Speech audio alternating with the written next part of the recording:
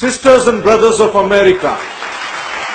America के भाइयों बहनों, ये शब्द कहते हुए स्वामी विवेकानंद ने आज से 150 साल पहले शिकागो में आयोजित विश्व धर्म सम्मेलन में एक ऐसा भाषण दिया जिसकी चर्चा पूरे विश्व में हुई थी और वहां मौजूद 7,000 लोगों को खड़े होकर 2 मिनट तक तालियां बजाने पर मजबूर कर दिया। स्वामी विवेकानंद जी ने एक बार अपने गुरु श्री रामकृष्ण से पूछ लिया था कि क्या आपने कभी भगवान को देखा है, जिसका जवाब आता है हाँ, मैंने भगवान को देखा है। जिस तरह मैं यहाँ तुम्हें देख रहा हूँ उसी तरह उनको भी देखा है, इससे भी ज्यादा स्पष्ट।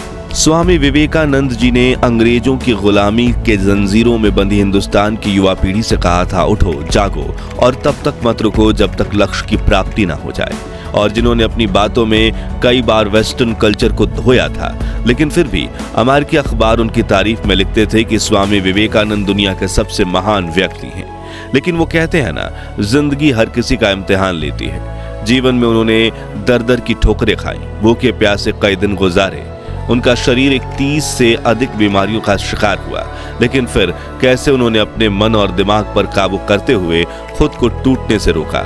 क्या हुआ जब उन्होंने एक लड़की से कहा कि मुझे जैसा बच्चा पैदा करने के लिए आपको मेरे से शादी करने की जरूरत क्या है।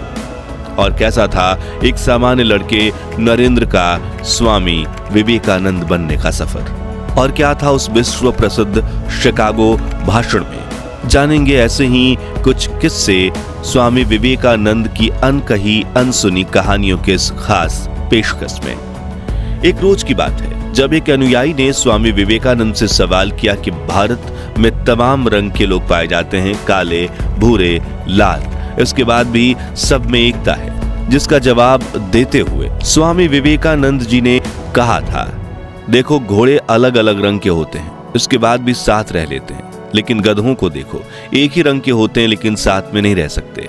यहाँ स्वामी विवेकानंद ने बंद शब्दों में पश्चिमी देशों को आईना दिखाया था जिनमें रंग का दंभ यानी अकड़ थी, लेकिन इसके बावजूद कोई एकता नहीं थी। स्वामी विवेकानंद की जीवन से जुड़े हुए ऐसे ही किस्से कहानियों से इंटरनेट भरा पड़ा है, लेकिन कैसे एक साधारण लड़के ने अपने व्यक्तित्व को इतना शक्तिशाली बना दिया कि लोग उनके कहे एक एक शब्द से सीख लेने की कोशिश करते थे।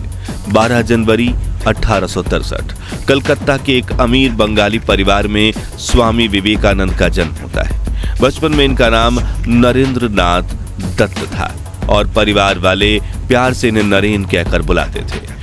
नरेन के पिता विश्वनाथ दत्त कलकत्ता हाई कोर्ट में जाने माने वकील थे। उन्हें संस्कृत, पर्शियन, हिंदी, उर्दू, अरबिक और इंग्लिश जैसी अनोखी भाषाएं आती थी। उन्होंने संस्कृत में हिंदू धर्म ग्रंथ पढ़े थे, इंग्लिश में बाइबल पढ़ी थी और पर्शियन में दीवाने हफीज पढ़ी थी। यानी नरेन को बचपन से ही धर्म के मामले में लिबरल यानी उदार होने के संस्कार मिले थे और नरेन भी बचपन से ही हिंदू, मुस्लिम और ऊंच नीच के भेदभाव का विरोध करते थे।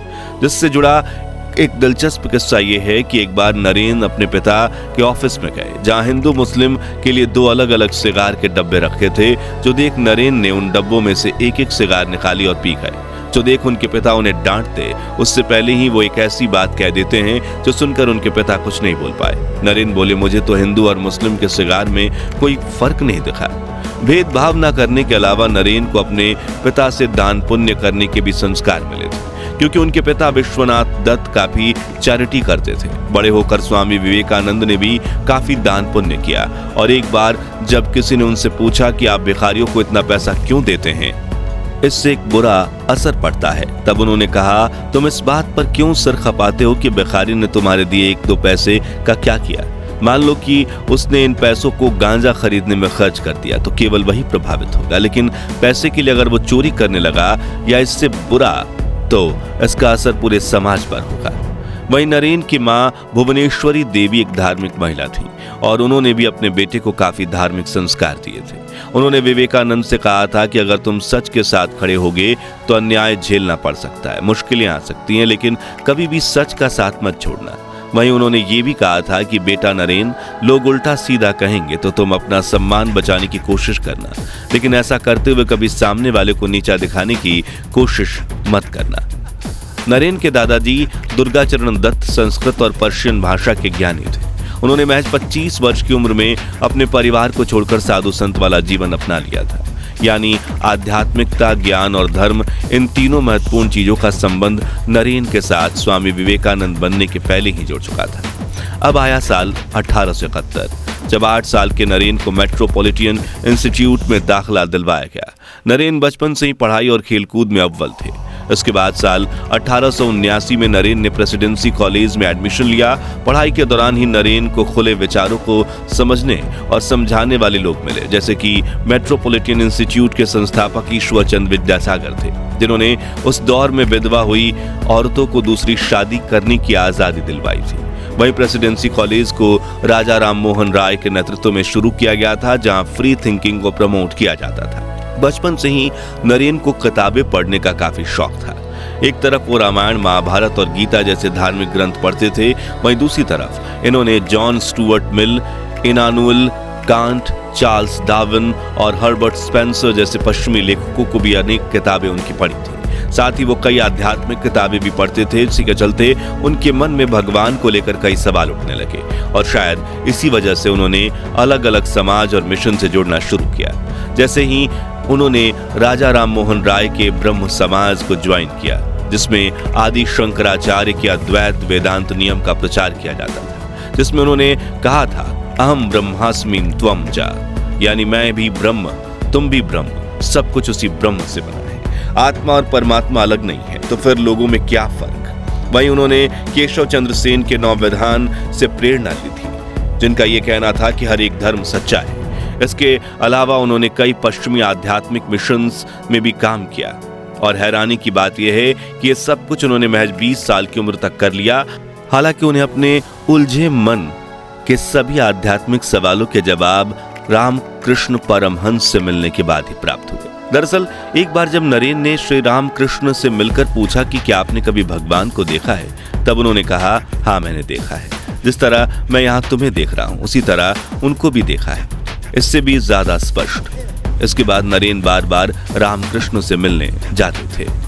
लेकिन साल 1884 में 21 साल के नरेन के जीवन में एक ऐसा हादसा हुआ जिसने उनके लिए जीवन को हमेशा हमेशा के लिए बदल कर रख दिया। उस साल नरेन के पिता की मृत्यु हो गई और उनके जीवन में मुसीबतों के कांटे बिछ गए, जिन्हें पार करके नरेन स्वामी विवेकानंद बनने वाले थे। दरअसल पिता की मृत्यु के बाद नरेन को पता चला कि उन्होंने काफी कर्ज ले रखा था और मौका देखते रिश्तेदारों ने भी प्रॉपर्टी को लेकर नरेन के परिवार पर कोर्ट केस कर दिया। तभी नरेन को पहली बार अत्यंत गरीबी क्या होती है, भूख में तड़पते हुए उन्हें पता चला कि भूखा रहना क्या होता है। जब उन्होंने नौकरी की तलाश की, तब उन्हें पता चला कि एक नौकरी के लिए दर दर भटकने का दर्द कितना गहरा होता है। इस मुश्किल घड़ी में किसी ने उनका साथ नहीं दिया। तभी उन्हें महसूस हुआ कि इस दुनिया में गरीब और लाचार लोगों की कोई अहमियत नहीं। लेकिन उन्होंने खुद को टूटने नहीं दिया, बल्कि भगवान में उनका भरोसा और मजबूत हुआ और इसी विश्वास को बनाए रखने में स्वामी रामकृष्ण ने उनकी सहायता की। इसी दौरान जब नरेन ने स्वामी जी से उनके लिए पूजा करने के लिए कहा, तो स्वामी रामकृष्ण ने उन्हें खुद पूजा करने की सलाह दी। और जब नरेन काली मां के सामने पहुंचे, तो उन्होंने उनसे अपनी परेशानियों का हल मांगने के बजाय विवेक, ज्ञान और वैराग्य, यानी दुनिया के लिए मोह माया से परे होने की मांग की। और इसी दिन उन्होंने पूरी तरह से आध्यात्मिक जागरूकता को पा लिया था। स्वामी विवेकानंद के जीवन से जुड़ा एक दिलचस्प किस्सा है। एक लड़की से उनकी मुलाकात करें। दरअसल एक बार विवेकानंद एक यूनिवर्सिटी में लेक्चर देने पहुंचे थे, जिसके बाद वो कुछ लोगों से बात कर रहे थे। तभी एक बहुत सुंदर लड़की दूर खड़े रहकर उन्हें निहार रही थी। स्वामी जी ने उसे देखा और पास जाकर प्रणाम किया। तभी उस लड़की ने उनके पास आकर कहा, मैं चाहती हूं कि मुझे आपके जैसा एक बेटा हो, तो क्या आप मुझसे शादी करके मुझे अपने जैसा एक बेटा दे सकते हैं? तभी स्वामी जी मुस्कुराते हुए बोले, आपको एक बेटा चाहिए जो मेरे जैसा हो, तो उसके लिए शादी करने की क्या जरूरत है? उनकी ये बात सुनकर लड़की थोड़ी हैरान हुई। तभी स्वामी जी ने अपनी बात आगे बढ़ाते हुए कहा, देखो, मैं आपको कोई गारंटी नहीं दे सकता कि शादी के बाद हमारे संबंधों से बिल्कुल मेरे जैसा बेटा जन्मे। इससे अच्छा तो ये है कि अगर आपको बिल्कुल मेरे जैसा बेटा चाहिए, तो मुझे ही अपना बेटा बना लीजिए। मैं आपको अपनी माँ के रूप में स्वीकार करने के लिए तैयार हूँ। इस तरह स्वामी विवेकानंद का हमेशा अपनी इंद्रियों पर नियंत्रण रहता था और वो जीवन में कभी अपने लक्ष्य से नहीं भटके। एक और किस्सा है। अमेरिकी बिजनेसमैन जॉन डी रॉकफेलर और स्वामी विवेकानंद की मुलाकात का। वही रॉकफेलर, जिन्हें आधुनिक इतिहास के सबसे रईस व्यक्तियों में से एक माना जाता है, वो अमेरिका में तेल का धंधा शुरू करने वाले पहले व्यक्ति थे और 1937 में जब रॉकफेलर की मृत्यु हुई तो उनकी संपत्ति थी $140 बिलियन, जो अमेरिका की कुल जीडीपी का करीब 1.5% थी। लेकिन इतनी धन दौलत होने के बावजूद रॉकफेलर मेंटल डिप्रेशन से गुजर रहे थे। उसी दौरान विश्व धर्म सम्मेलन में भाषण देने के बाद काफी लोकप्रिय हो चुके तो रॉकफेलर के एक दोस्त ने उसे स्वामी विवेकानंद जी से मिलने की सलाह दी। साल 1894 में एक रोज रॉकफेलर स्वामी विवेकानंद से मिलने पहुंचे और दोनों में बातचीत हुई, जिस दौरान स्वामी विवेकानंद को एहसास हुआ कि रॉकफेलर विशाल धन संपत्ति के मालिक हैं, लेकिन फिर भी दुखी और निराश हैं। इसलिए उन्होंने रॉकफेलर से कहा, तुम्हारे पास इतना पैसा है तो क्या इसका मतलब यह है कि तुम दूसरों से ज्यादा बुद्धिमान हो? रॉकफेलर ने जवाब दिया, हाँ। विवेकानंद ने तब उनसे कहा, तुम एक आम आदमी से 10 गुना समझदार हो सकते हो, लेकिन तुम्हारी दौलत उससे 1000 गुना है। साथ ही सुझाव देते हुए कहा कि क्यों ना तुम इस पैसे का इस्तेमाल लोगों की मदद के लिए करो। रॉकफेलर को लगा कि आदमी फालतू की बकवास कर रहा है, लेकिन उसके पास दौलत तो बहुत ज्यादा थी, इसलिए उसने थोड़ी सी चैरिटी की और एक हफ्ते बाद उसकी चिट्ठी स्वामी विवेकानंद जी के टेबल पर रखते हुए बोला, ये रहा, अब तो तुम संतुष्ट हो गए होगे, अब इसके लिए तुम मुझे धन्यवाद कह सकते हो। स्वामी विवेकानंद ने टुकड़ा उठाया और बोला, धन्यवाद तो तुम्हें मेरा करना चाहिए। बाद में रॉकफेलर ने रॉकफेलर फाउंडेशन नाम की एक चैरिटी संस्था की स्थापना की और अमेरिका के सबसे बड़े जनहितैषी के तौर पर जाने गए। यानी स्वामी विवेकानंद के साथ एक मुलाकात का उनकी सोच पर काफी गहरा असर पड़ा था। स्वामी विवेकानंद जी कहते थे, जब तक करोड़ों लोग गरीबी, भुखमरी और अज्ञान का शिकार हो रहे हैं, मैं हर उस व्यक्ति का शोषक मानता हूं जो उनकी और जरा भी ध्यान नहीं दे रहे। तो ये थे उनसे जुड़े कुछ किस्से।